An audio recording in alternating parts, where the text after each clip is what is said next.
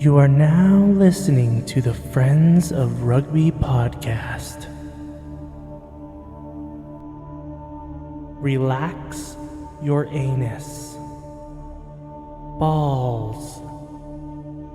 Thick thighs. Camille Shat. Where's his neck? Eddie Jones. You're fucked, mate.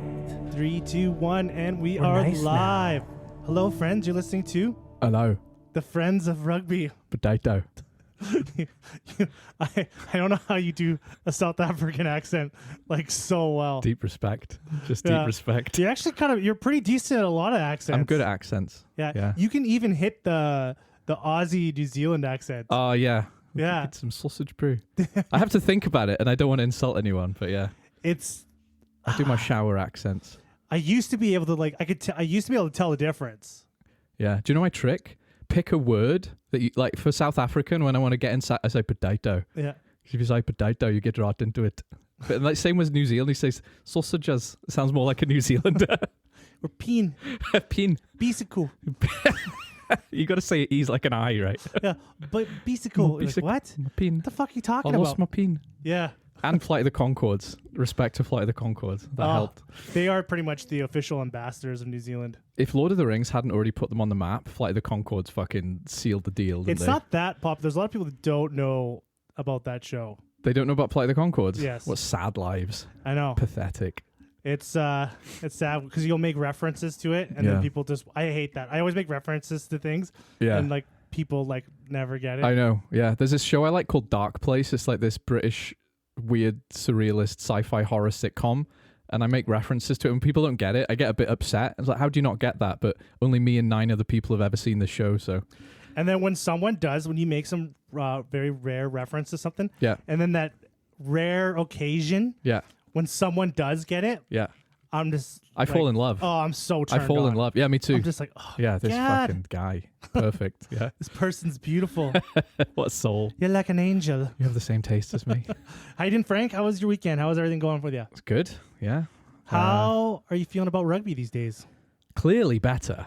Clearly better. I Feel feel like I've rejuvenated? started the right medication. You know, the meds are working now, whatever I'm on, you know. This one is working for me. The Six Nations are automatically now just a brand new thing for you. It feels like that. It genuinely feels like that. Feels like I'm living a new life. I can see the end of my chronic pain on the horizon. I've started my I found the right doctor. I'm doing the right rehab. I'm coming out of it. My fibromyalgia is finally being cured. Yeah, something like that. Yeah, I found the Who right would have crystal known that doctor. crystals and rugby would have cured it? Oh, there we go. We've lost the 2 remaining listeners we had. How are you doing, Steve? They both suffer from fibromyalgia. Yeah, probably. Yeah, how you doing? I am doing really good. You can't be sad during Six Nations. I was sad during Six Nations. I guess if you're Welsh, I guess. And you have to get up early. If I know you like that, but like Six Nations took a bit of a nosedive when I moved to Canada. Getting up at Haven't you listened to any alpha male podcast? You're not getting up at 4 a.m. no. to bench press? I am awake the same amount of time as all these people. I just go to bed later. You can do that. You can do that. I can bench press at 2 a.m. if I want to. You know? So you're not getting up at 4 a.m. to drink. What would they drink? What would they Probably what- some kind of mixture of broccoli, steak, raw steak, Yeah, blended up. honey, Some kind of blood. some kind of an Blood oyster, mixed with coffee. some kind of testicle beef as well. blood with coffee and testicle. Yeah, some kind of Blend testicle. it up. Boom, Yeah, boom. and then tell me it's delicious. Ironically, bone marrow as well. They like a bit of bone. I like a bit of bone marrow actually, but I like it cooked. You know. I always use alpha male shit at work. Oh yeah. Yeah, What's your alpha? because male they're like, thing? I'm in construction, so a lot of those guys will listen to that stuff. Yeah. So I'll always like make fun of their bench press or something. Like, why should I even listen to you? Can you bench press like more than 250? Yeah. Like, you're not even a human being. It's like if you're not a real medical doctor, kind of thing. Yeah. You know, like, I'm not taking your advice. Yeah. No. If you can't bench press, why am I going? You're not even a human being. Why am I even Yeah. listening to you? I'm not going to drink bull testicles You're with pretty you. much a woman. Like, what the hell? Like, yeah. They get so fucking mad because like a lot of guys are into that kind of thing. Yeah. Yeah. So I always like throw it at them. Yeah. Yeah. So it's like, I do get a bit sick of people asking me what my numbers are in the gym now. Like what can you bench? Just like I go to the gym until I stop feeling sad, and then I come home. That's my you know, and I'm not a sad person, but that's, you know, I'll lift things until the sadness goes away, and then I come home. I don't know what I'm lifting. I don't look kind at of the get plate. upset at numbers. I get obsessed with numbers. The only thing is, I wish I looked like how strong I am. Yeah. Yeah, that's the only problem. Is it? What do you mean? Well, I'll go to the gym and then I'll come back and I'll smash a box of Oreos. Oh yeah, makes you Right. hungry, doesn't it? And then cardio. Yeah. I don't know about that. I really struggle with cardio. I really Don't we struggle to all? get to do some cardio. I went to the 7-Eleven after the gym yesterday and bought 2 bags of Maltesers and a box of chocolate fingers. And I got fucking 3 ate them. McDoubles after rugby practice on Monday. There we go. This At is just 10 a o'clock at sharing night. circle of. Let's talk about how. So you're feeling good about the Six Nations. I'm feeling better. I'm not feeling good. You know. Feeling better. I am enjoying the spectacle. I am enjoying. I'm enjoying the England thinking they're world beaters after scraping 2 wins. More Mhm. to come on that. I'm enjoying the drama of the upcoming France Ireland game. This really is a rock paper scenario now, because France's attack may be the best in the world. I would even say it might be better than New Zealand right now. I don't. I would never say that. Yeah, that's fair. I'm There's never exaggerating. going to be a situation. I have to see some spectacular shit. Like people have been saying that a lot about France Mhm. lately. Their attack is incredible. It is incredible. I was like, well, first of all, you're playing against Italy, and their defense looked like shit. okay, we can't on one hand say Italy have improved and also say, yeah, but you're playing against Italy. You've got to pick a fucking lane with I Italy. think Italy have improved in a lot of areas. Right, but we're still treating them like they're the bitch of the Six Nations. What? No, they're not. We are. I don't know about that anymore. We haven't. What? Here's You another guys, thing. you guys got a new suit. We have a new suit. Okay, here's another thing I'm going to talk about later on. Is we keep acting like we won that game. We didn't. We're still on the longest losing streak in our history. Yeah, you know? but that performance. it was was a some. win. I mean, I'm taking a lot of positives. It from was it, the don't get me- first time. It was the first time in a long time that you guys had a game, we played a game of rugby, and yeah. it was against Ireland. yeah, and Like, that's you shook the boys. We did shake the boys. And yeah, everyone thought you guys were going to get curb stomped. we were the wind that shook the barley. Like there was going to be assault charges afterwards, Mm. and the people that felt violated the most were the Irish in that game, Yeah, some sections of the Irish media because there was no excuse for them to not, play a team that's Yeah. kind of has a big different look with a new coach. Yeah, Only 3 practices, apparently. and then take them to the brink. Yeah, That was a little embarrassing for Ireland. you think so? Yep. Oh yeah, 100%. Maybe. Well, they still won. And a good team rolls with those punches, right? A good team has off days and still wins. Anyway, I was looking at the stats for the Six Nations too. There's some things. Total points. Yeah. The most points in the Six Nations right now. Tommaso Allen, interesting. 38. Interesting. Thomas Ramos. Yeah. As in yeah, Top points in general. Right, right, right. These got Kicks kickers. and The kickers tries. are always they get the unfair advantage here. yeah, they do. Sam Prendergast, Yeah. number 3. Yeah. Yeah, Louis Biel Berry. Yeah. Yeah, he's up there now too. He's not. He's up there. He's number 4, Yeah. and he's just a wing. He's not kicking. Well, that's how good France's attack is. Yeah. Well, I think he got wasn't it? Like he had 5 tries. A French winger Yeah. is scoring more points than 2 other whole countries' 10s, 3 other. Because I didn't hear Finlay Russell, Marcus Smith, and whoever is playing 10 on Louis any given Biel- week for Wales. Yeah, because Louis Biel Berry, he has 5 tries this year. Six Yeah, Nations. he's fucking good, isn't he? Ben White's up there. Hugh Jones 4. Yeah. Tommy Freeman. Yeah. Yeah, there's a lot of. I was always expecting. I keep forgetting it's only 3 rounds. I'm like, oh, only 5 Yeah, tries? that's another thing about the Six Nations. It feels like it's over already, doesn't it? But it's definitely not. I think this weekend really, depending on who wins against Ireland, France, is going to solidify Yeah. the end of the Six Nations. If Ireland win this on Saturday, Yeah. the Six Nations is done. Well, 'Cause I think they have Italy literally left. is. It literally is, yeah. They're definitely going to win a grand. No, but I think even if they lost against Italy, I think their points difference would be too big because France would maybe. have lost 2 games, right?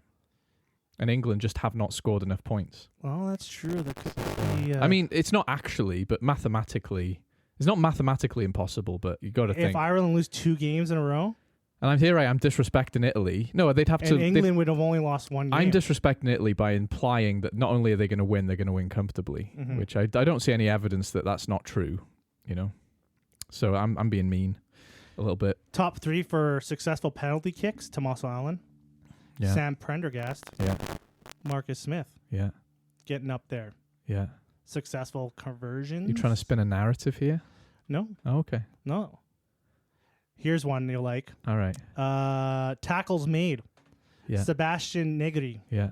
50. Josh Wow. Van de Fleer, Yeah. 49. Yeah. Jack Morgan. Yeah. That guy's a workhorse. He's insane.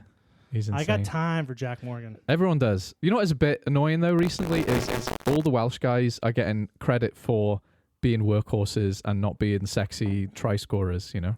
Here's the one you're really going to like. Yeah. Tackles missed. Well, I know who it is because I text you about it in the week. Sam Prendergast. I take no... You were trying to spin a fucking narrative here, right? I am You were trying to spin tell me that I think he's a bad... I don't think he's a bad player. Yes, you do. I think Jack... I think Jack Crowley Yeah. was done dirty. Yeah. He was did nothing. Where is he? Where is he? He's on the team. Is he in a box somewhere? Like, The top 3 Englishmen Yeah. in the top missed tackles. yeah. Top 5. Alex Mitchell, Henry Slade, Ben Earl. Ben Earl missing tackles is news. Yeah. I think he's just all over the Nines and fucking tens place. missing tackles is not news. Ignacio Brex, too. He's up there, too, with a lot of missed tackles. Is he a 30? He's a 13 though, isn't he? Is he Mhm. 12 or a 13? Yeah, because 13 is... I played a lot of 13. That is a hard channel to defend. It is fucking hard. There's so much space, you know? Tom Curry with the breakdown steals with 5. Jamie Ritchie. I really like Jamie Ritchie. I like Always Jamie Ritchie. How Yeah. old is he? He's getting on. He's got to be getting on because he's Yeah. been playing for a long time now. He has been... I mean, I don't think he's ancient like maybe you're implying. I think he's still within normal playing age. He's 28, mate. He's not even old. Oh, he's a child. I was about to agree with you, then I Googled. He's 28. I can almost breastfeed him. Yeah, you could. Well, you'd have to bend down a bit. He'd have to bend down. Yeah, he would. He'd be heavy in your lap. He's- Cleanouts, David Jenkins, most cleanouts in the Six Oh, Nations. those Welsh lads. Proper Rory workhorses. Darge after that. Rory Darge and Jamie Ritchie really putting their hands up for Lions thing. I do think the Scots in the forwards are getting neglected a bit in terms of the Lions talk. Well, we'll get into that. We're going to pick a Lions team. Yeah. Do what everyone else is doing. So I just wanted to go over some of the stats Some of the here. key stats. See where we're at. See where we're going Yeah. here with the Six Nations. It never tells you the real story, does it? I find that problem with rugby No. stats because if you did that with soccer, football, if I read you the stats, you'd be like, I know who's winning.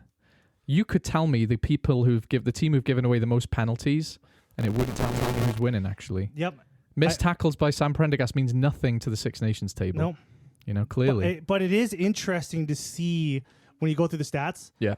There's some surprising things that you come up like some players are doing a lot more work that you wouldn't notice. 100%. I think that's what the stats are good for, is it tells It's an for those individual quiet- story or it tells the story of how a team are playing. It does not tell you who's playing good and bad because a lot of tackles means you don't have the ball, Mhm. right? It's not necessarily a good thing. It just means you're working hard, right? Mhm. In defense. So, yeah.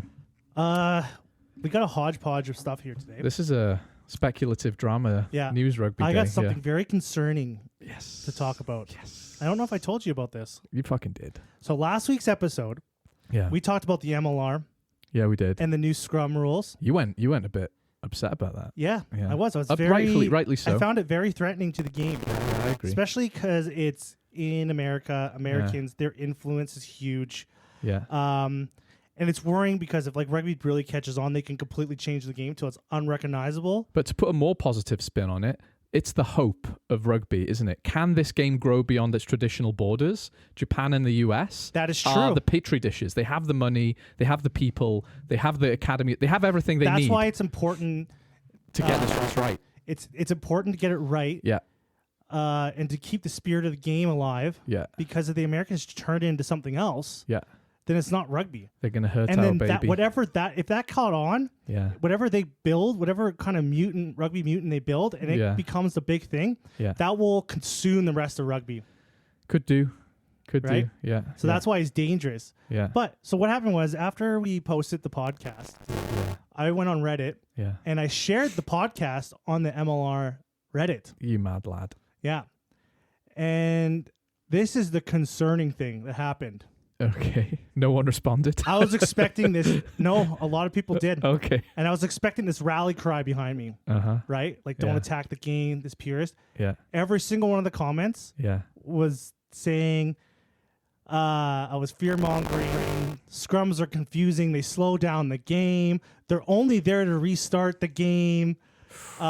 This will make the game fat. Like everyone was against me Yeah. on this. I didn't have a single comment of someone being like, "Yeah, we need to keep the integrity, the spirit of the game alive," and it was super concerning. Especially someone that was said the scrum's only purpose is a restart in the game.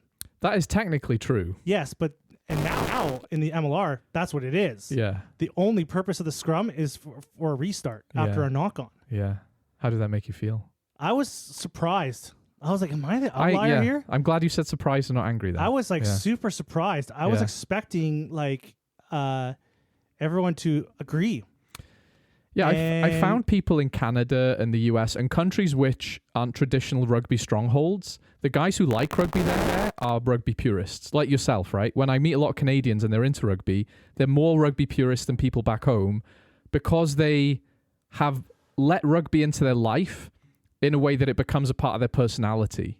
Right, for us, it's just, I mean, it is a big part of my personality, to be honest. But for a lot of guys back home, it is just a sport they watch. So they don't care as much. You guys, when you get into rugby, you really get into it, which is great. It's like a cult. So it's surprising that Americans who like rugby aren't purists in the way you're talking about to me. Yeah. Yeah, it was super eye-opening. Yeah. I was like, what the fuck? I was not expecting that. Yeah. I was expecting like, yeah, they need to like make they need to bring the scrum because they basically have taken the scrum out of all options. If there's an option for a scrum, you're not allowed to do that anymore. So it completely it nerfs teams from planning around the scrum. It completely takes the scrum out of You're removing a set piece as a weapon, aren't Yes. you? Yeah. And I agree that's not a good thing. defensively and offensively. Yes, I agree. So yeah. now the prop is literally only on the field now Yeah. for the sole purpose of a restart after a knock on. It's like a lock, right? Like a lock. What do they do on the field? What does a lock do in open play, right? They operate in the same way as a flanker does, hopefully, but they're a lot taller, so it's harder for them to get low in a breakdown, right? A lock is like their main purpose is the line out. That's right. They're set piece traditional- operators, right? Yeah, they're set piece operators, and a prop is too. That's Their right. body type is designed for the set piece. It's like we Both were of them. talking about a while ago. Why does a lock have to be tall? There's no reason. No. Except for jumping in the line out. Why does a hooker throw into the line out? There's no rule that says they have to. No. There's no rule that says you have to lift the lock, right? Rugby has a place for people of every size. And that's why we like rugby, right? If you're a bit fat in school and you can't play football or you can't play ultimate frisbee or whatever, and some gnarly old fucker comes up to you and looks at you and goes, "You're going to be a great fucking rugby player."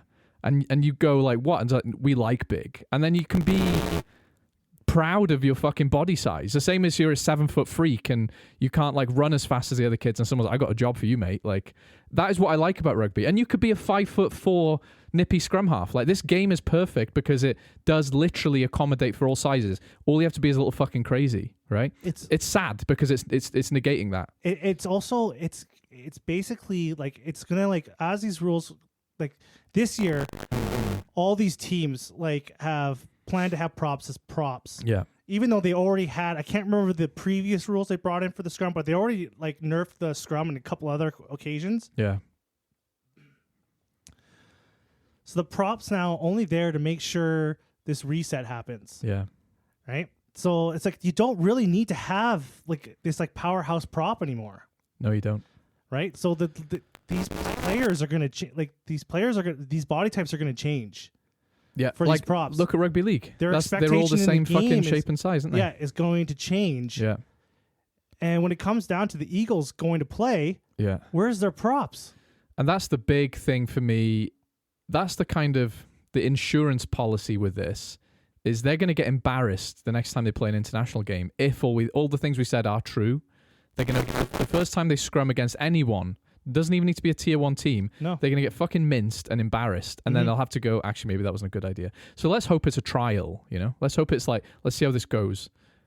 I just, yeah, it was very depressing when I saw that those comments. I was expecting, Yeah, I was expecting a rally You're cry. expecting a bit of solidarity, a bit of Yeah. pushback. I wouldn't worry about it. You're saying that if America puts its weight behind rugby, it could change the outcome of what everyone else does. America, the world superpower, is not the same as America rugby, right? They could have influence, but I don't think they're going to push around the likes of literally anyone else who's a I tier would one like country. to think I would like to know what kind of influence Major League Soccer has done to the world stage of soccer. Let what me kind tell of you, changes? fucking nothing. That's what I'm thinking. Fucking nothing. yeah. But you know, And it's huge there now. It's big. yeah, but it's not bigger than in Europe. No, not at all. So the thing is, like, it doesn't take a lot for the MLR. It won't take a lot for the MLR to outgrow rugby in But Europe. that's not. That's their because competition is not very large. it's not, and that Yeah. the reason for that is because rugby isn't nearly as big Yeah. as other so professional that's sports, why right? it's more. That's why in this situation it's more vulnerable Yeah. because if they see something working over there, right? If they see something working, right? Rugby is in such a in a lot of instances, except for France, is in a lot of bad situations. They're gonna want to copy that. Yeah. So any kind of thing that kind of catches on here, like rugby in Europe, will try to imitate that. Do you know who you remind me of? What? Al Gore when he started warning people about climate change. You're a man bear pig in me right now. This is You're a man bear pig in me. this is rugby climate change. You're like, this it's is coming, guys. Yeah. Shut up, Steve. It's a There's marathon. a scary thing coming on the horizon Yeah. there. It's scary, and that's This why is it's rugby important. climate change, eh? That's why the MLR has a responsibility to keep the integrity of the game, to keep the game intact, to keep the game the way it is. I agree that what is happening, I don't like it. I'm not as scared of you about it. I think this will have self-evident consequences as soon as America's scrum It's goes up because you against got a that good like European elitism, and it's like, it's not like Americans are going to do anything we do better. Yep, basically. Sports they do, right? They don't, sports. though. They clean out everyone. I don't think so because look at their sport. Yeah, they're successful domestically. Yes, Nobody outside of the US cares about NFL in a serious way. because they don't have an NFL like anything. There's no foundation. But they're trying hard. They've been trying hard for years. They Yeah, play a it's just game not in like catching London. on. No, exactly. That's my Right. point. It's not catching on. But right? if it did, and it became like, and if they did in that situation, Yeah. whatever the NFL is doing, Yeah. they would copy.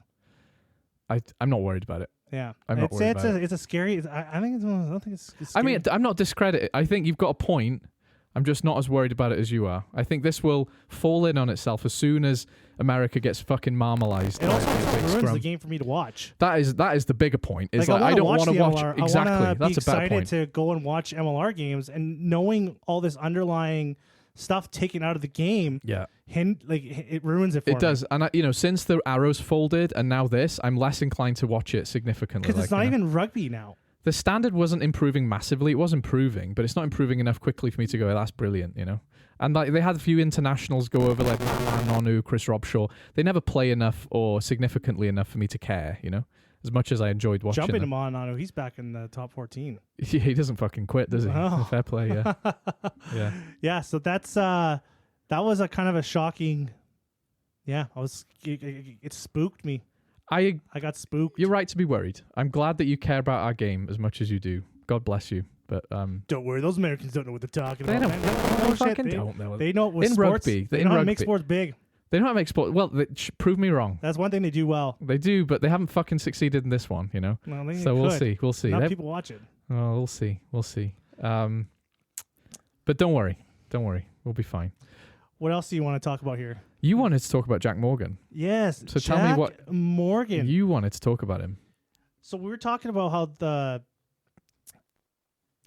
performance, The performance. the Wales coming out of the closet, Yeah. the rugby closet. Yeah.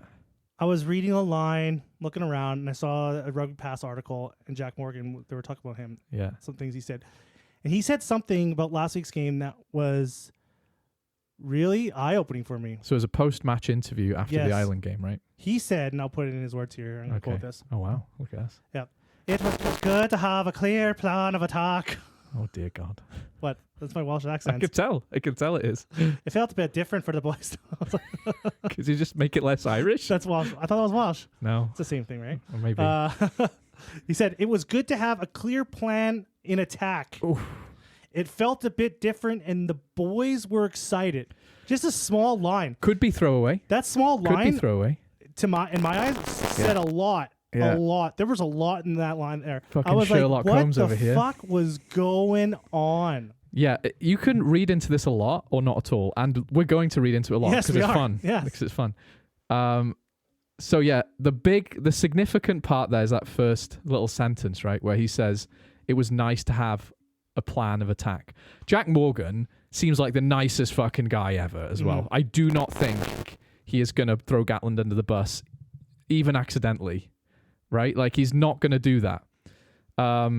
However, what he's saying, if you read between the lines, it sounds like they didn't have a plan of attack at all.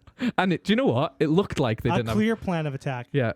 And, like, not only is that damning of Gatland, it's damning of Rob Howley, because not only did he have a lot to prove, he actually reduced his stock, right? He came back when no one wanted him and made it worse somehow, right? Made our attacks look even less effective. Like, Now, some of the comments, I was reading through the comments I got, because it's got like over 100 comments on Reddit. yeah, Because I posted this on Reddit. right.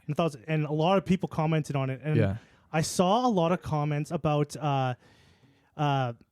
how Warren Gatland, Rob Howley, they coach the offense. Yeah. They kind of like leave it up to. This is what I saw. I didn't know if it was true, but I saw a bunch of comments saying that they kind of left it up to the offense to kind of make it up. So they didn't coach them, is what you're saying. And They just to, left like, them be. They wanted this like thing Yeah. where like the like the backs and stuff, they kind of create the attack. Like the Right. players kind of self-coach themselves in the attack. So they're going to put a guy who doesn't play 10 in 10 and say, you figure it out. It's like, this is my position. Yeah. Figure it out. Can I change position? No. So you could see how like not having certain key figures. Yeah. Because if you had Dan Bigger as 10, He would coach it, wouldn't he he? would coach it. Yeah, he would yeah, yeah, direct yeah. it. But they didn't have that leadership, Yeah. right? So they're trying to do the same shit that they always did. Yeah. But they didn't have the players in the positions to take control. Yeah. It was just shocking how blind. It makes sense, And doesn't that's it? just an assumption. Yeah, of course right? it is. Like, But it's still like. But if you look at the way they were playing on the field, it goes, oh, that does make a lot of sense, right? Because Gatland was controlling everything in terms of him being stubborn and wanting to play a particular way with big bulldozing carries, and yet he was also being liberal in his advice to the backs, like, do what the fuck you want, I don't care. So it's kind of like, you're going to let them be as long as they play within your weird, strict parameters. And yeah, obviously... We'll just let the players coach themselves. It's speculative, but you've got to look at our results. We hadn't scored more than a try against Ireland in several. I mean, we only scored 2 against them in the game, but one of them looked like a good. Both of them were good tries. Neither of them were fucking penalty tries or driving mauls from 10 meters out. Right? They were both well-earned tries. That's the first time that's happened in years.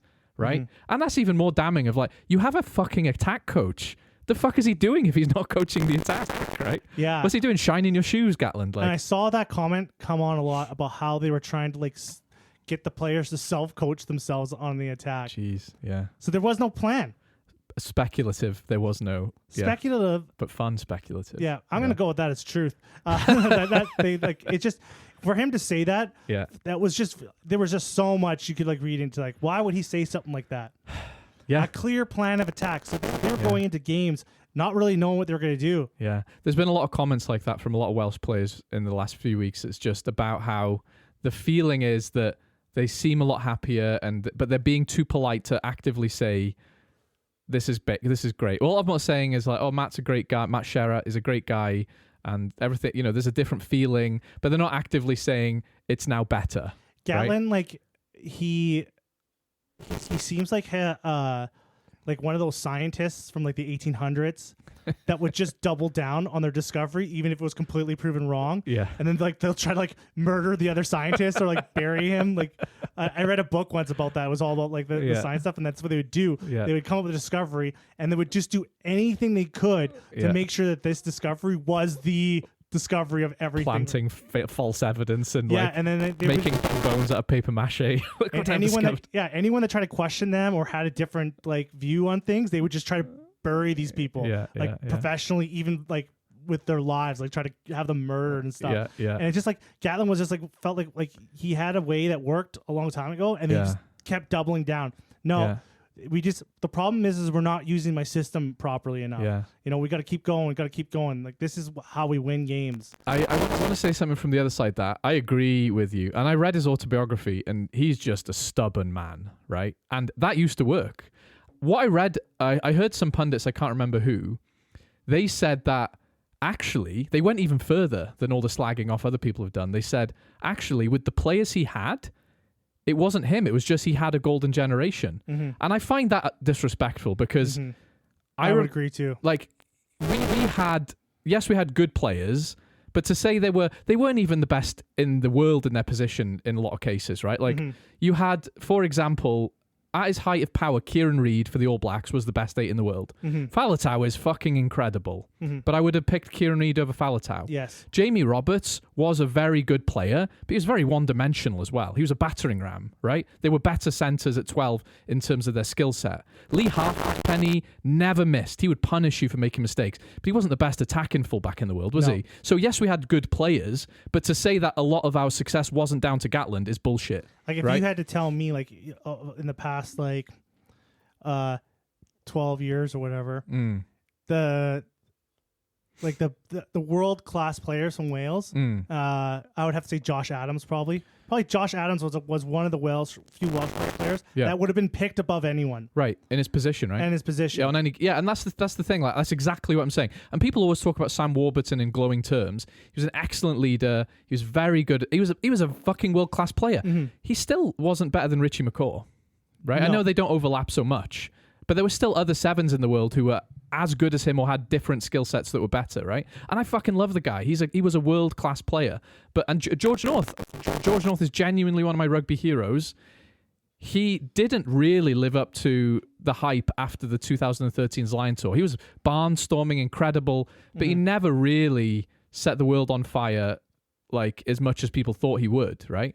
Even Alwyn Jones, like, amazing leader. Yeah. Plays like 110% of his heart. Yeah. There's still locks you would go over Alwyn Jones with, right? He's really up there. Yeah. Right. Yeah. And a lot of people, if you're picking like a Lions team, he's at his height, he was an automatic pick. Yeah.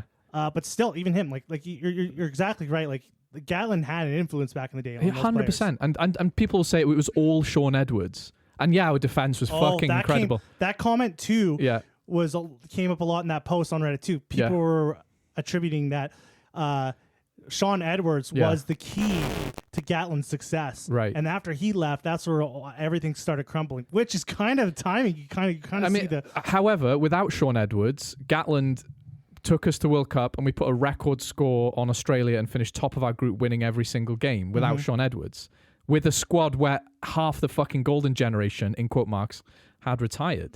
So I don't buy that either. I just think Gatland's, as you've said many times, his style of play just is outdated and he's just a stubborn bastard, right? And we should, in Wales, we need to stop this historical revisionism. He was fucking incredible. It's opening up a lot of conversation about old school coaching too. Yeah, it is. Like, the players are changing. Yeah. But the coaches aren't. Yeah. You know? It's like when I was like, I grew up, like, I work in construction, and when I was still on the tools, when I first started out, like, the bosses were mean. Yeah. Right? The bosses were like, they always swore at me, yelled at me all the time. Yeah. They just treat you like shit. Right? And I grew up like that's how I went. Yeah. Right? You either survive in that environment because that's how it is. Or you don't. Yeah. Right? Now these young kids, like, these days, are coming in. They're different people, right? They're smarter. You're like, I go think up they're and all like, hey, smarter. what the fuck are you doing, you idiot? And Yeah. you're like, whoa, don't talk to me like that. I quit. Bye. Right. But I will say this because I'm not saying that that's a bad thing. I'm just saying, like, this is how things change. It is, yeah, they're definitely. Right? And that's why Matt Sherratt at Wales is good, because he obviously understands that. He understands how younger players interact. I think a lot of the younger people are smarter, more analytical, but I do think they'll put up with less rude 100%. behavior, right? I think there are some players, I even saw Sam Warburton the other day on BBC say he likes it when a coach is mean to him or critical because it focuses him. And I get that, but I do think the younger generation generally, you have to tell them why you're yelling at them. right? Because they want to know. They're analytical in a way that we weren't when we were playing. Yeah, we didn't question. We didn't question authority. No, like, there was a much more like he's the old hierarchical head of the family vibe, and now it's like you've got to earn my respect, and I've got to earn your respect. Yeah, right. We're both here. We're both professionals. Let's work together. Situation. And now that I've been in management for so many years in construction, people are like, oh, the guys enjoy working for you, or your crews do so well, because I kind of incorporated that into my management style. Yeah. Right. Instead of this person being like below me, this person is part of the team. Yeah. Right. And these new coaches that are having success are being progressive like that. Yeah. Right. Yeah. They're learning. Like, I think Ronan O'Gara had an interview where he talked about, approaching, like, a good coach has the ability to be able to identify the strengths and weaknesses of feedback with different players. Yeah. Like, not all players are the same. Yeah. Some players want to get yelled at. Some players, it'll hurt their performance. Yeah. Right. And a coach is getting paid money for results. Yeah. So you have to be able to, instead of ousting the player that's not fitting in your mold there, because that player could potentially, keep your job. Yeah. Right. So you have to be able to, adapt to different situations. And I think that's what happened with Gatlin. Eddie Jones. There's a lot of old school coaches. I think as the years go by, you're going to see a lot of very successful coaches from the past have just die out. I think Michael Checker falls into that in a slightly different way, because I do too. He is one of those old school hard bastard stubborn guys. But the difference here for him, and it is an important difference, is when he goes after people, he protects his players, right? When he's pissed off, he's yelling about the refs, he's yelling about the behavior of the other team. He's doing so to protect his players, right? He is your guy. He will fight for your corner. And I think where Gatland lost me a bit was when he didn't stand up for the players during a strike, and he was tone deaf when he picked Corey Hill as captain. He just said some things which were tone deaf. Yes. Right? And he was in a position where he had to win our trust back a bit, because he'd lost a bit through some bad results. And he just not only he didn't seem to care.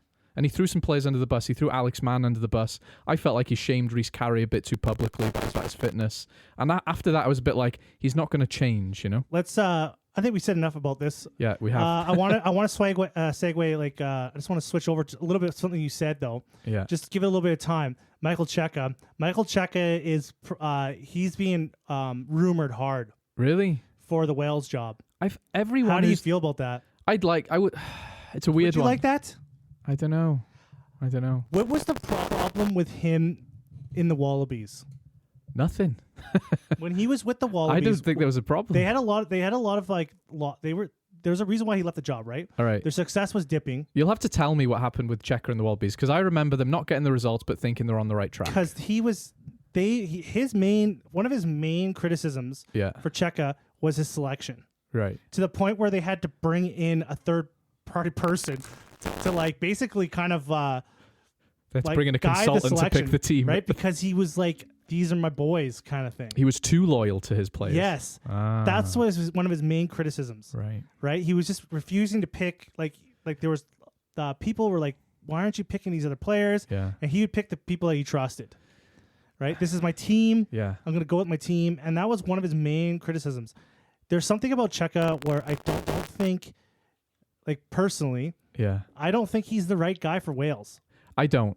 Another thing too is his commitment. If Wales are going to hire another coach, they need a guy that wants to be there for the next 5 years. Yeah, absolutely. And Checa's already said he doesn't want to stay in the UK. Right? Yeah. So I just don't think I don't think he is he's not even a good short-term solution, is he? No. I don't think he's the progressive. Though he's had some major success with Argentina. When he was there, Leicester Tigers has been so-so. Yeah. But I feel like if he would have went to Leicester and kind of knocked it out of the park with them, which he had some high moments, but he's had some low moments. They had like a record-breaking loss. I would say, maybe he's grown, he's changed as a coach, but there's some things that are giving me red flags that if they hire Checa, they're kind of almost getting into another Gatlin situation. That's the main reason I don't want him, is he's in that mold of old school coaches. We need a young guy who understands young players. We have a young squad. We have the youngest squad, depending on the day the squad is announced, in the Six Nations. So we need someone like Matt Sherratt. He's not going to stay, by the way. who is motivating young people and understands young people, quote unquote, right? So it's not, you're right. It's not, I think Checo would be better than Gatland, but he's not the guy we need right now. If I could see, so Sherritt's been very adamant that he's not gonna take the Wales job. Yeah. But if he beats Scotland next week, they play Scotland next week. They play Wales last game, right? Wales play Wales last game. No, Wales play England last game. Right, Yeah, and then Wales play Scotland next week. Yeah. If he beats Scotland, Yeah. and loses to England, Yeah. I think he'll go back to Cardiff. If he loses both games, he'll go back to Cardiff. Yeah. If he loses to Scotland but beats England, Yeah. that's a big thing. If he wins the next two games, that's an even bigger thing. And if he beats either England Yeah. or he beats Scotland and England, Yeah. there is no way he's going back to Cardiff. Let me tell you something. 110%. Let me tell you something, Steve. You know I respect you, Yeah. right? There's very few times I'm going to tell you you're wrong outright. You're wrong on this No. one. I know Matt Sherritt like a brother. Not really. I've never met him. I've only seen him in interviews. He's getting that taste of that But- international rugby, but as the a- top job. And he has that success. There's no way he's You've got to gonna, look at his coaching history, right? He's at Worcester. He's done stuff with the Ospreys. He's been at Cardiff. Like, he loves developing a squad. He loves being in the club week on week. You can tell he does. Even the conversations he's had in interviews where he's talking about when people are texting him to congratulate him, it's all jokey language, right? He's like a banter guy. He loves the boys. He loves being there week on week. He doesn't want it. He loves Cardiff. He loves coaching Cardiff. Money talks. And Not to Matt Sherritt. Having He's a man of principle. Coaching a test team. Yeah. That's like the cream of the crop of coaching. That's got to be every coach's dream. Because you're like an American, you only think in terms of money. He's a principled man. He doesn't want the money. I'd be willing to bet if he bids the next two games, Yeah. I would guarantee that he is not going anywhere. Wales are going to push hard to keep that success rolling. We should bet on this. We Even should bet if- on this. even this if, is too, betting territory. You know what you'll see? What? To even heighten that information, he might go back to Cardiff after the Six Nations. He will. But I have a feeling that we're going to call Matt Sherritt back for the summer tours. But they do that already. So Matt Sherritt has already done like coaching sessions with Wales. They do that. Yeah, right? but he'll go and take them on the summer tours this summer, right? He'll be the head I coach. could see that. Yeah, I could see and that. Like, yeah, we're gonna bring him in. Yeah, and then he's just not gonna leave. It's man. If he has this success, because this is a pretty I haven't seen anything like this in a long time in a lot of other sports. For a coach to come in, few training sessions and Yeah. completely turn a team around. But they didn't win. They still They still didn't win. they shouldn't have won that game, even if they were. They shouldn't have won that game, even if they were prime fucking Wales. That Ireland team is fucking Yeah. hardcore good. Yeah. Right. So that I don't even care about that. Okay. Right. So, but England and Scotland, these are winnable games. Now. They are if we play If like they we play did. like that, Yeah. those teams are in trouble. Yeah. And yeah, I can see Matt Sherritt We should bet on this. We should We should make do some kind of zany some rugby big bet. Yeah. Let's come back and think about that. Do you want to talk about? 20-minute Reds. Yeah, we want to talk about 20-minute Reds. I do want to talk about 20-minute Reds. And I want to preface this because it's going to sound like one of my anti-Ireland rants. Ireland, the IRFU, Yeah. voted against 20-minute Reds, right? That's really important to say. Yep. Because anytime this is brought up in the context of that Wales-Ireland game, it sounds like, and sometimes it is, salty Welsh people and just salty people generally who don't want Ireland to be successful, right? So it's really important to say that Ireland are on the right side of history here. They did not want this. Yeah. However, I was talking to my friend back home, and he made a point, and I've thought this for a while. Some people are going after the bunker system and the 20-minute red as a kind of a package. These are which is new wrong rules, which in is my totally eyes. me 100%. This is the main point I want to make clear. I fucking hate the 20-minute red, but I fucking love the bunker. I love the bunker because it takes the onus off the referee on the field. He's under pressure. He's got 50,000 people screaming at him. If you give it to a guy in a truck in the car park, the job of objectively analysing if that was the right or the wrong decision. it's a team. And he's got 10 minutes to do it. And it's a team. It's three guys. They're going to make the right decision. Not always, but they're going to make a better decision than a referee on the field. 100%. It's just true. It's just true. No matter how unbiased or level-headed that referee is, the bunker team are going to make a better decision than you. And you still have a 10-minute yellow period, which they probably deserve. So it's win-win, right? There's no downside to the bunker system for me. The 20-minute red, my friend made a point. They're trying to turn rugby into a movie, right? They're trying to make it a script. The 20-minute red is part of the spectacle now. It's like the villain in a movie is, oh, look at this twist. Oh, isn't he a bad guy? We've got 20 minutes off. Like, this is about fucking safety. This is a sport. A guy just got smashed in the fucking head by a 250-pound man running at full speed. This has nothing to do with the narrative of the game.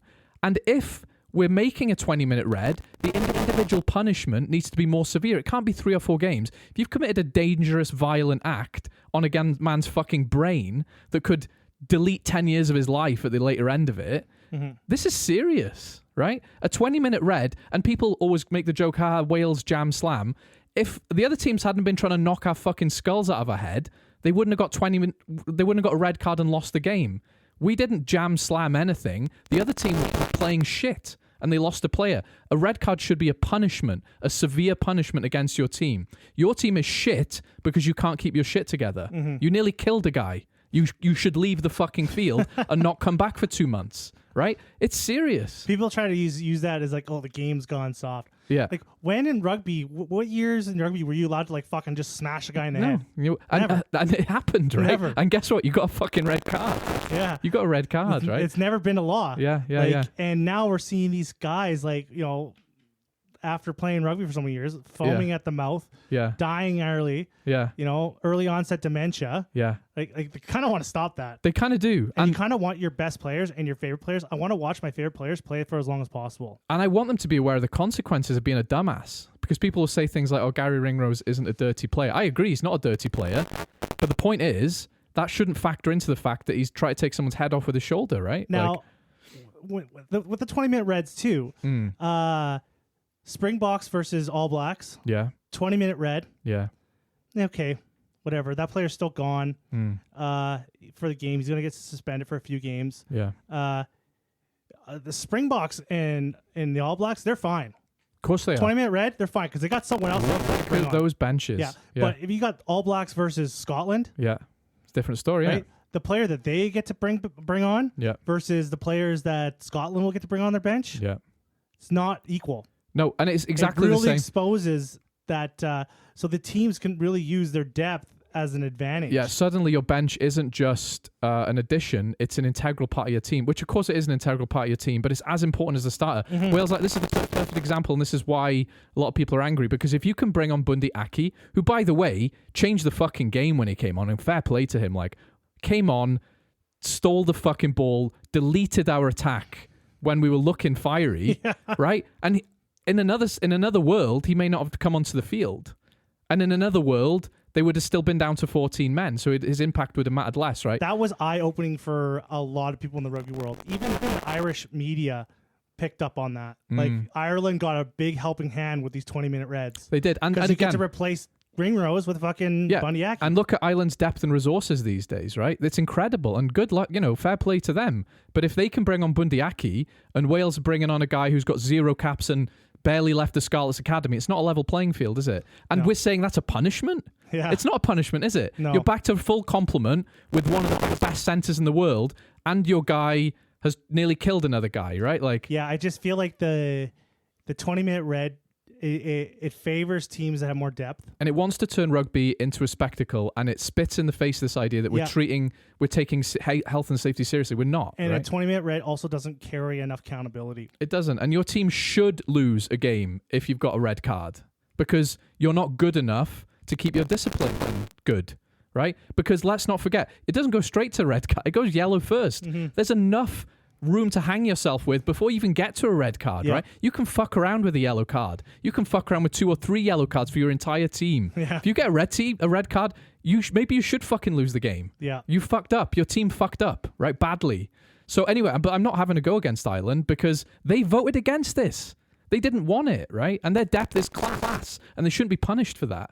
But going forward, if I'm Portugal and I'm in a World Cup group stage and I'm playing even Italy, who have a lot better depth than them, it makes a difference. It does. And if I am a guy who has a game plan where I'm going to think, we could win this game. If you could take DuPont out, we can still bring on a pretty good guy to replace whoever takes DuPont out. Yeah. You're going to see the NHL equivalent of Goons come back, right? I heard people saying that that's stretching it, but fuck, you guarantee coaches are going to do whatever they can to win. 100%. You take out the best player on that team, Yeah. especially someone like DuPont who has an impact. Like you're a fucking sniper in that guy. And that's another downside to the 20-minute red, right? Like if I take out DuPont, maybe deliberately, maybe not, he's not coming back. I can still bring on a world-class player. I've taken out the best player in the world, and he's not coming back, right? Because I've given him a fucking concussion or whatever. Or I've broken his leg, you know? So for me, it's just, I don't see an upside to it. We forgot that a red card was a serious thing. It should be fucking serious. I could even see an argument for 40 minutes, to be honest. Make it significant. But 20 minutes is not significant. And we saw that in that game. It wasn't a big deal in the end, right? You know? Yeah, no, I agree with you. There's just not enough. I'm not seeing enough benefits. No. And especially when we're talking about safety. If you were a Welsh fan that game and that happened, and that's how it played out, and how it did play out, you're pissed. I'm not actually. I still think Ireland would have won that game. But it's still like it gave clearly them an advantage that they didn't need to have. That they didn't deserve to have. Yeah, maybe. Yeah. So yeah, I could be like, this is all coming down. Like, it's surprising how much influence New Zealand has over the world of rugby. Because this is really coming down. Like the All Blacks and like Zanzibar really pushed this whole card change. Yeah, they did. Yeah. Because I think it was Ireland and France voted against this, right? I think I'm right in saying that, and maybe there were more, but it has been percolating in the Southern Hemisphere for a little while. Well, they've it? been doing 20-minute reds for the last few years. Yeah, now, exactly. Yeah. Right, and it's come down to them getting fucked over in big test games. We don't want that to happen anymore. Well, they've also got League to compete with, haven't they? They're worried that League is taking away the Hollywood moments of rugby, right?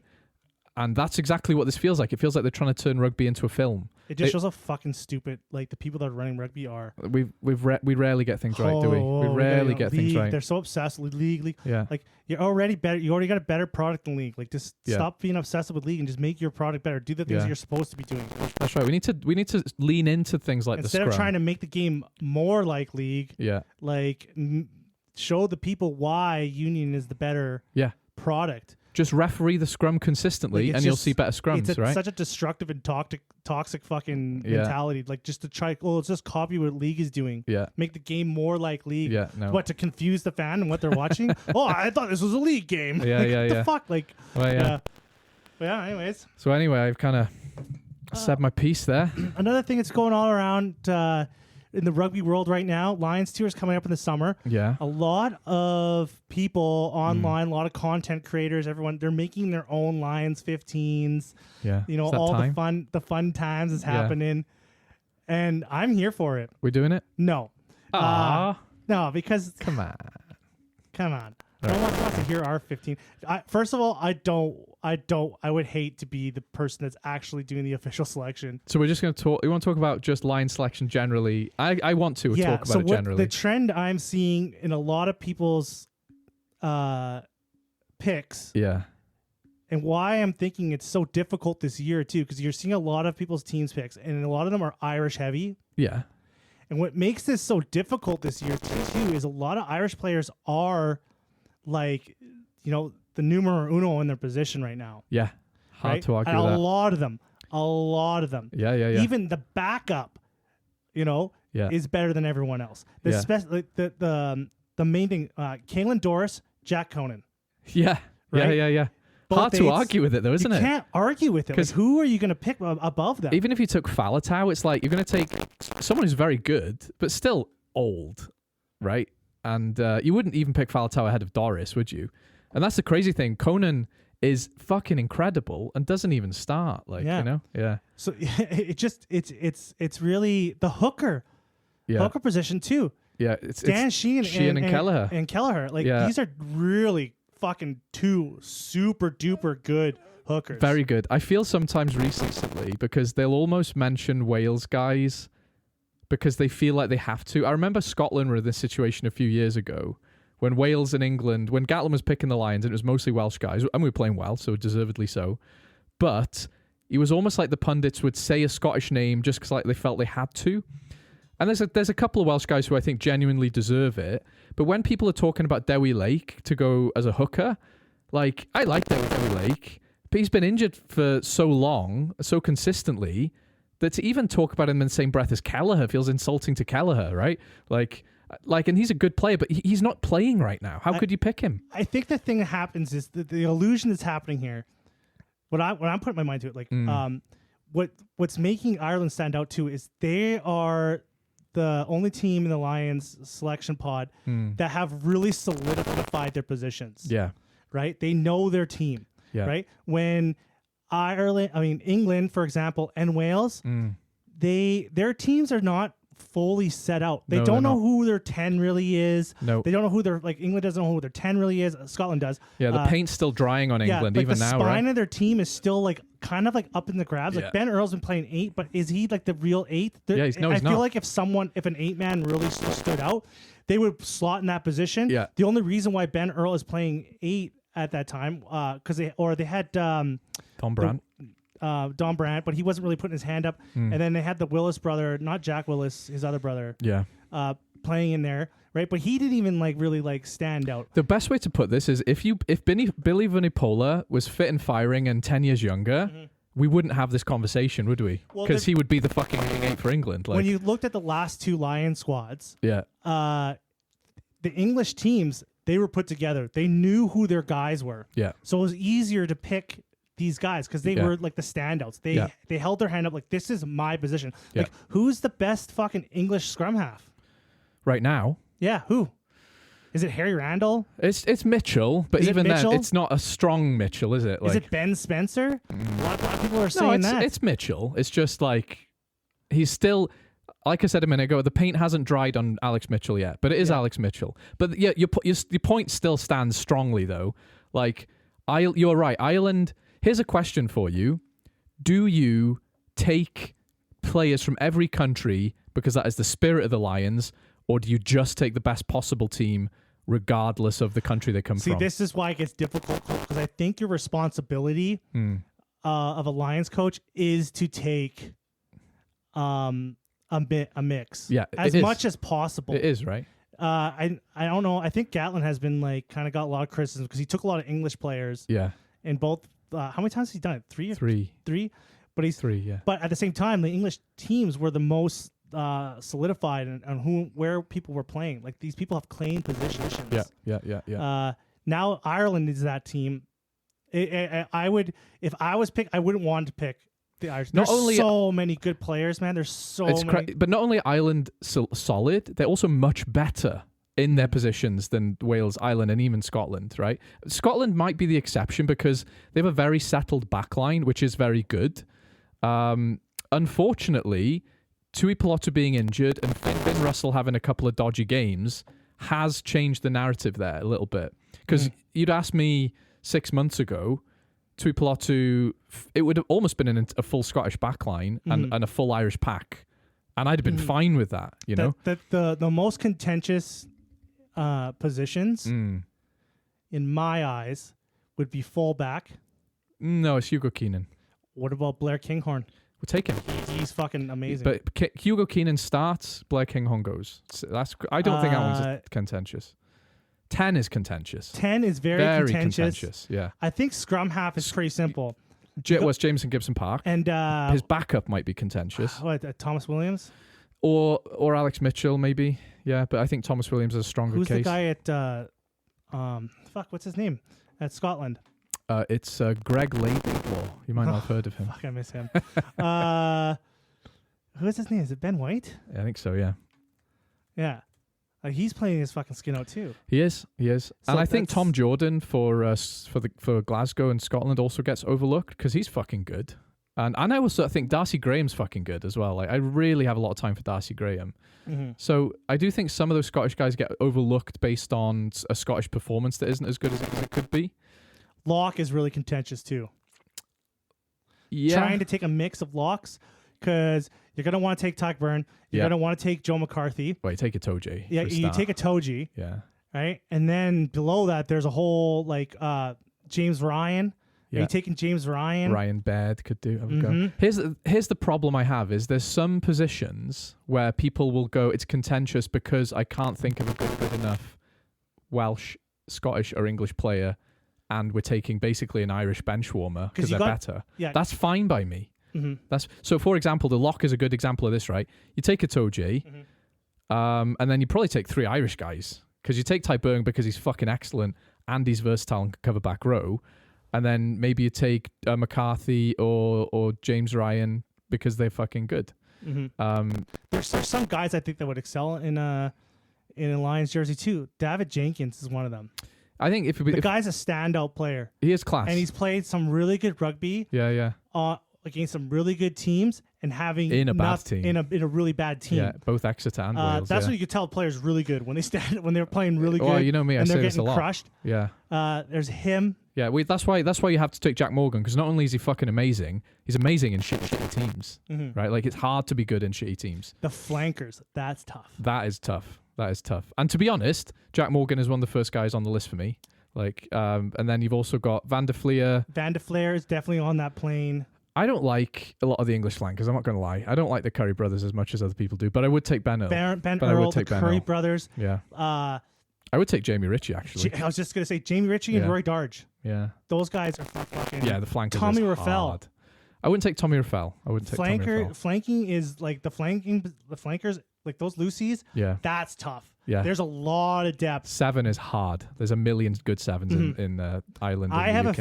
I have a big feeling that Peter O'Mahony is going to go on that plane. I don't, to be honest. A lot of people are writing him off. Yeah, I'm not writing him off. I don't think he wants to go. I would say the majority of people agree with you. There's something that's telling me that Peter O'Mahony, like, he is his, like... Do you think he wants to go, or do you think Andy Farrell wants him to go? I think Andy Farrell wants him. Right. Because he is a fucking...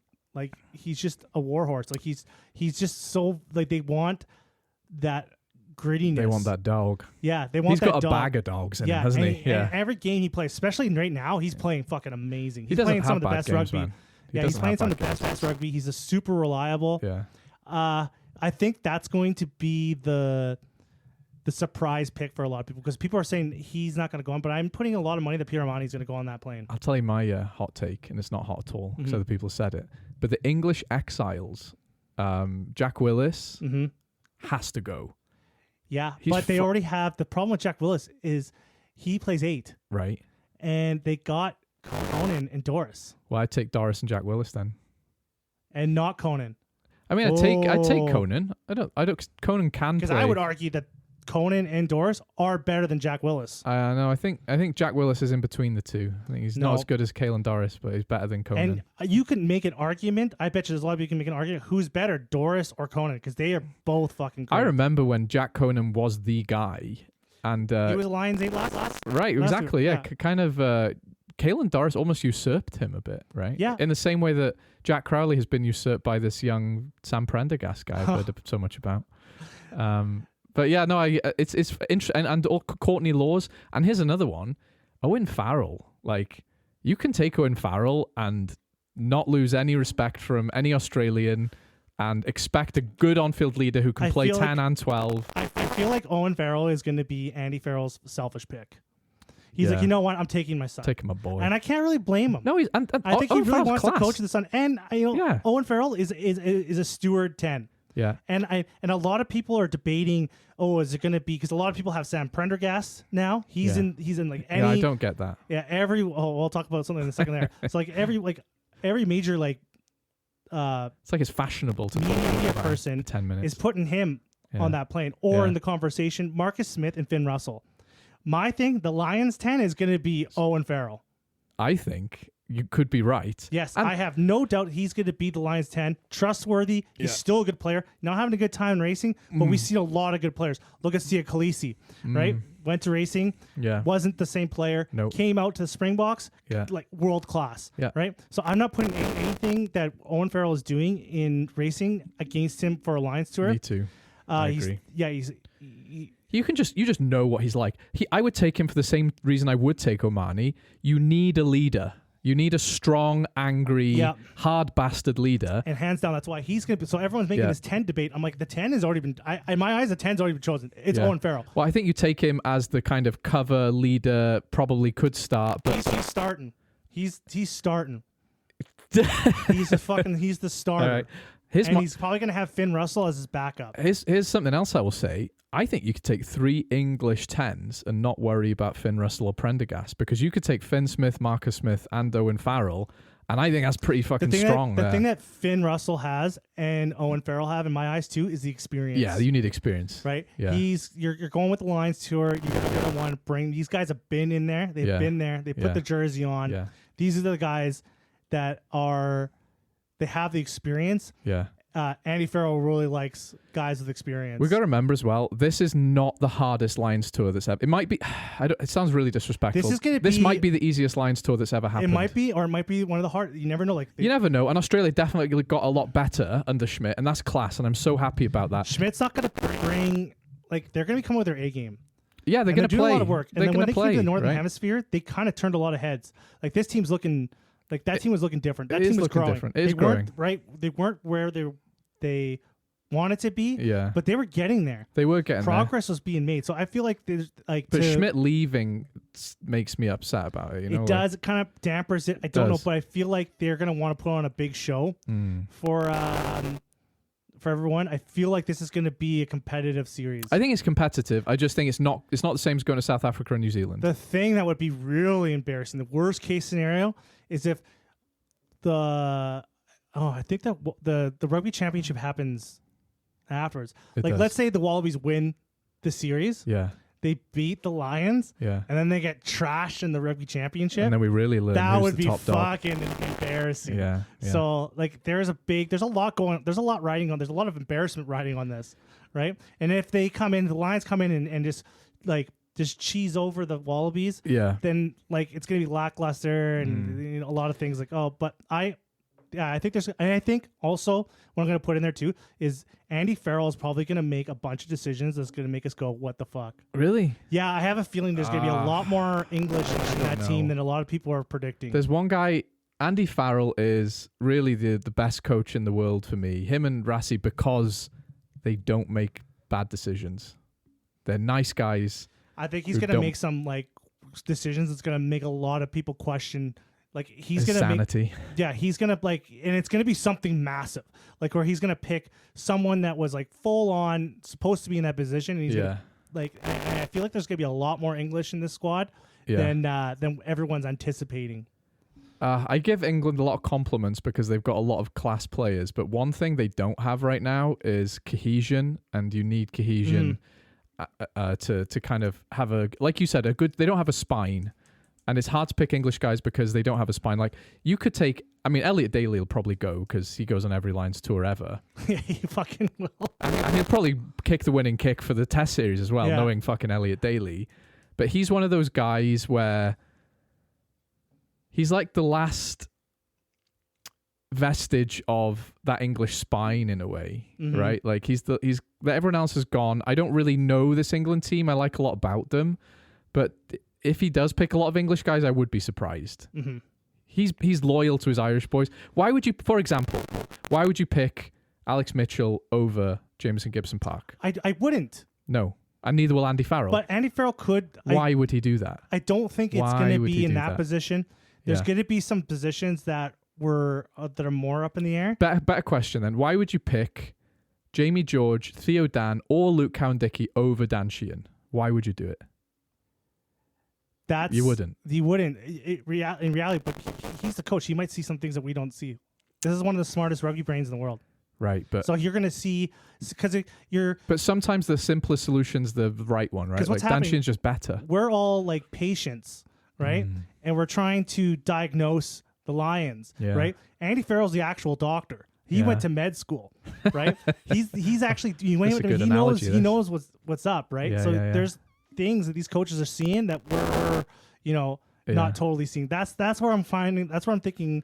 There's going to be some surprises. Another thing, if we go back to 10, how Sam Prendergast is making his name up on all these Yeah, lists. Everyone, all these people. yeah, Sam Prendergast, right. Which is confirming me. That's That you were right all along. Yeah, but what's the podcast with Youngs and For the love of rugby, I'm Yeah, enjoying that. for, Dan Cole? Yeah. Yeah. So they had Sam Prendergast on the plane.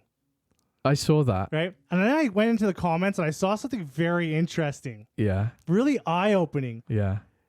Because a lot of the I saw, not there wasn't a ton, but I saw a few that said, I feel so bad for Jack Crowley. He hasn't done anything That was wrong. probably me. He's played great. I think that was me.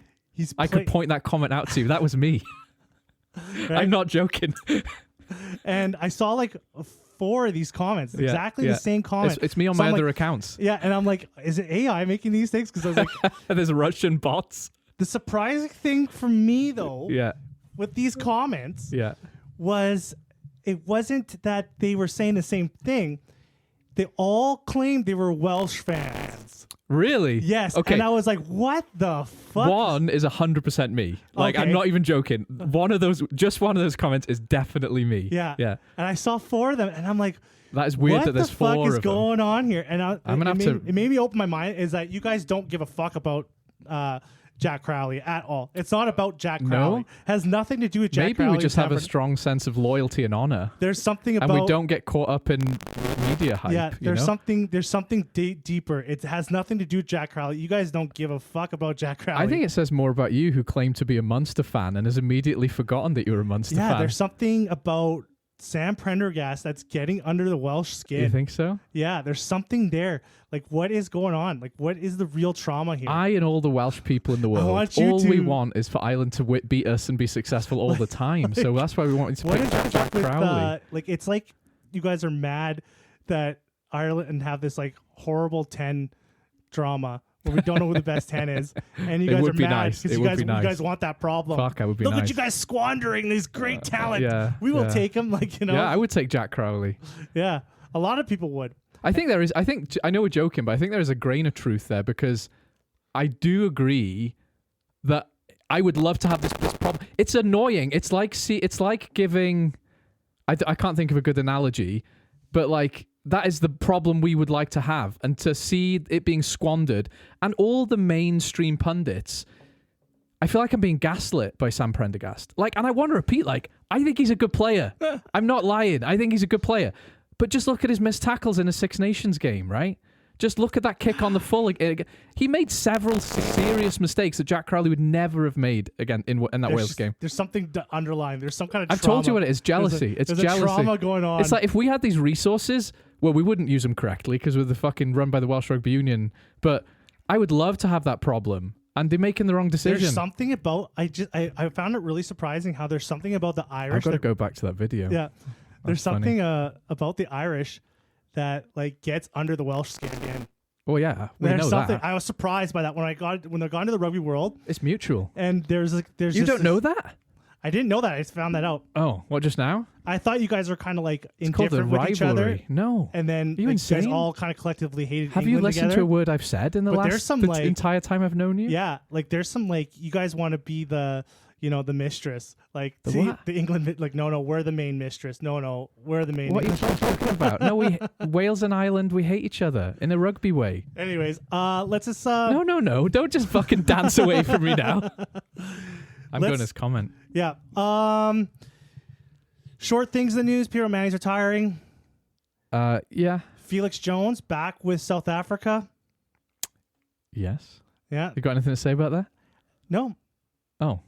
that's just he went back home. I'm a bit sad I- because we were speculating all these different crazy things, and he did the most obvious thing anyone would do: go back to the place that he loves. I He feel went like back it's to his happy hunting ground, you know? I can't believe no one picked him up. Like, what a waste. I think not a waste. He's going to South Africa. He's going to do really good there. He's in a system that he loves. He's working with people that he works really well with. Yeah. It's going to make South Africa even better. Yeah. But like, I'm like, oh, what a missed opportunity to have him in a program like Yeah. that could really use, like, he's got a special like talent. Do you know what's surprising about him for me as well is people told me he was a really good analyst and everything, and then I assumed he was like this like geeky laptop guy who's piping. Actually, if we move the fullback to the wing in a minute, and then I watched him like he's a fiery, angry. We're gonna fucking. I loved it as well. I was like, not only is he like a diligent, analytical man, he fucking cares, right? Yeah. Like he's really passionate. I just So wanna yeah, miss he's a him. total asset. Like, you know, how did England fuck that up?